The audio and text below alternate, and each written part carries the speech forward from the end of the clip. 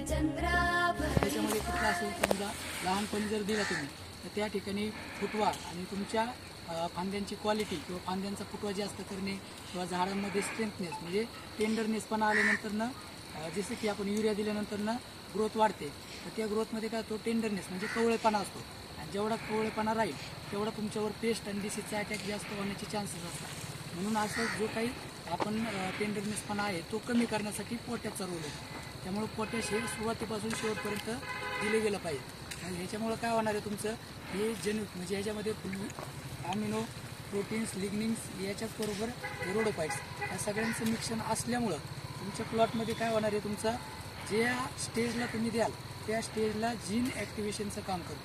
आता gene activation म्हणजे काय जसं की आपण आपल्या दैनंदिन आहारामध्ये वेगवेगळ्या गोष्टींचा आहार घेतो म्हणजे भाकर असेल किंवा भाजी असेल याचबरोबर जसं की आपला पैलवान असेल किंवा जिम वगैरे करतात तर माणूस काय प्रोटीन्स घेतो वेगवेगळ्या प्रकारचं विटॅमिन्स घेतो म्हणजे ह्यासुद्धा गोष्टींची आपल्या वनस्पतींना गरज असते. नुसतं आपण 10-26-26 वापरून जमत नाही.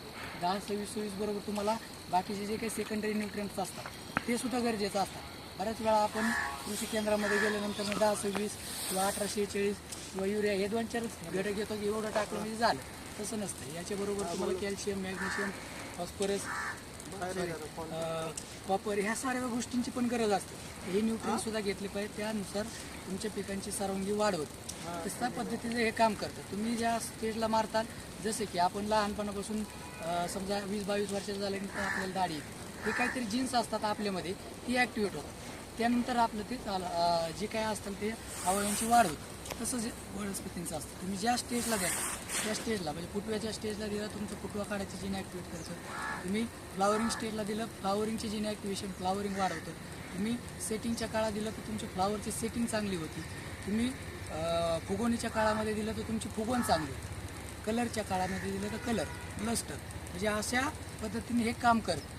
तुम्ही ज्या वेळेस द्या त्यावेळेस त्या पिकाची जी ॲक्टिवेशन काम करायचं आहे ज्याची गरज आहे त्या पिकाला त्या जीन्सचं तयार करायचं काम त्या जीन्सची मल्टिप्लिकेशनचा रेशो वाढवायचं काम करतं. त्याच्यामुळं तुम्ही कुठल्याही स्टेजला कुठल्याही पिकामध्ये तुम्ही घेऊ शकता. फक्त कॉपर आणि सल्फर या 2 गोष्टींबरोबर त्याचं कॉम्बिनेशन जमत नाही. अदरवाईज कुठल्याही कॉम्बिनेशनला तुम्ही ते घेऊ शकता. सोडून तुला मातीला तू जाग